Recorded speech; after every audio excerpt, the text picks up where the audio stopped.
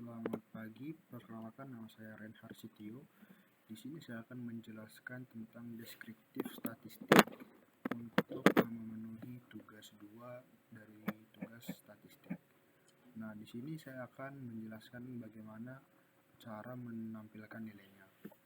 Nah, yang pertama itu kita pergi ke statistik, kemudian ke basic statistik, lalu kita ke display deskriptif statistik. Nah, jika sudah klik maka akan muncul jendela baru seperti ini. Nah, di sini saya akan menghitung nilai rata-rata dari 3 jurusan yang sudah ada, yaitu ada ekonomi, math, sama politics. Nah, untuk variabel kita isi di sini adalah average score. Nah, kemudian untuk by variabel opsional di sini kita bisa memilih major. Nah, di sini kita juga bisa menilai average score dari gender, terus dari country, terus dari age-nya berapa saja. Nah, itu kita bisa. Namun di sini saya akan memilih based on major.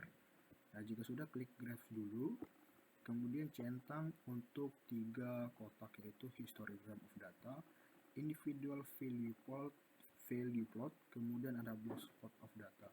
Nah, karena saya sudah ada, jadi saya tekan cancel saja. Nah, di sini kalau kita tadi klik OK, maka akan muncul tampilan seperti ini. Nah, jika sudah, maka data yang kita butuhkan itu sudah muncul. Nah, di sini saya akan membaca data dari variabel tadi. Nah, untuk MEAN dari 3 jurusan ini, bahwa politics itu memegang nilai tertinggi dari 3 jurusan lainnya sebesar 85,1, kemudian disusul dengan math 79,8 dan ekonomi 76,2. Nah, di sini nilai rata-rata dari politics itu jauh lebih tinggi dibandingkan 2 jurusan lainnya. Nah, kita lanjut untuk STDF-nya, standar deviasi. Di sini politik juga memegang nilai tertinggi sebesar 10.1920. Nah, kemudian lanjut kita ke minimum.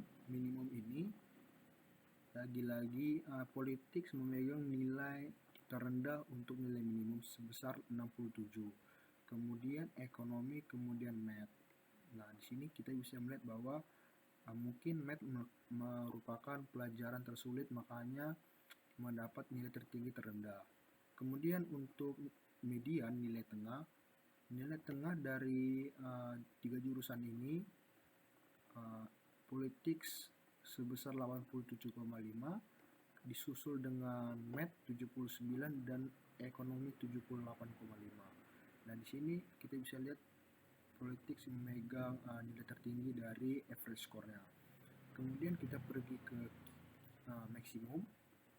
Nah, untuk maksimumnya ini politics merupakan jurusan dengan nilai tertinggi pertama sebesar 96, kemudian ekonomi dengan 96 juga, kemudian disusul oleh math. Kenapa di sini yang pertama itu adalah major politics? Karena di sini untuk kuartal ketiga politics jauh lebih tinggi dibandingkan ekonomi, makanya dia mendapati posisi pertama. Kemudian ekonomi, kemudian adalah math yang untuk posisi terakhir.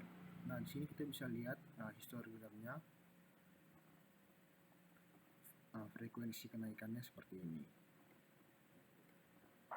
Nah, di sini kita bisa lihat individual value plot. Nah, untuk ekonomi di rentang nilai 60 sampai 70 itu ada 4 orang. Nah, kemudian di rentang 70 sampai 80 itu ada 3 orang. Kemudian di rentang 80 sampai 90 itu ada 2 orang, dan terakhir di rentang 90 sampai 100 itu ada 1 orang. Nah, untuk jurusan math dari rentang 60 sampai 70 itu ada cuma 1 orang, yang dimana tadi yang terendah mungkin.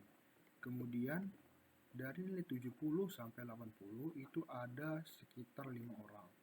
Nah, untuk nilai dari 80 ke 90 ada 2 orang, dan 90 ke 100 ada 2 orang juga. Nah, untuk politics nilai 60 ke 70 itu adalah di sini nilai yang 67 tadi, nilai terendahnya. Kemudian dari 70 ke 80 ada 2 orang, kemudian 80 ke 90 ada 4 orang, dan terakhir dari 90 ke 100 ada 3 orang. Nah, mungkin di sini ada box plotnya. Di sini mungkin rata-rata nilainya, rata-rata di mana nilai itu banyaknya. Nah, kita bisa ambil contoh di ekonomi. Nilai rata-rata tertingginya itu ada di dari 70 ke 80 dan 60 ke 70. Dan kita bisa lihat di sini ada kotak yang besar. Nah, mungkin kita bisa juga melihat variabel yang lain, mungkin dari